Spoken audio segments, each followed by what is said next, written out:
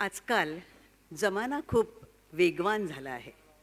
Fast गाड्या, fast food, fast life, fast गाणी असंच सगळ्यांना याचीच आवड निर्माण झाली आहे. आयुष्यातला ठहराव अनुभवायला एकतर वेळ नाही आणि दुसरीकडे त्याची कदाचित सवयच सुटत चालली आहे. 3 तासाचं किंवा रात्रभर चालणारं शास्त्रीय गाणं ऐकणं, मोठी संगीत नाटकं ऐकणं, एखादं पुस्तक दिवसभर काही न करता वाचत राहणं किंवा लाँग ड्राईव्हला जाणं, हे प्रकार जवळजवळ विसरत चाललो आहे आपण. पण गाण्यामध्ये मात्र एखादं गाणं 3 मिनिटाचं असतं, ठहरावाचं गाणं, तर तेवढं तर आपण ऐकू शकतो, नाही का? आणि ठहरावाची गाणी गायला खरंच कठीण असतात. फास्ट गाणी कुणीही गाऊ शकतं.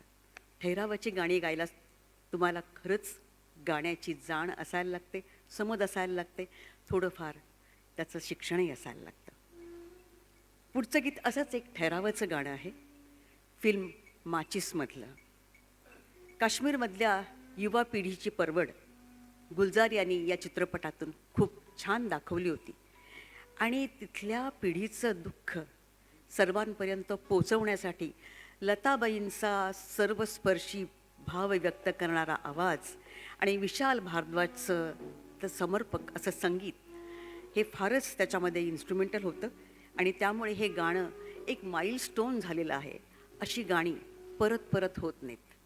ऐकूयात शिलू मेहताकडून माचिसमधलं हे गाणं.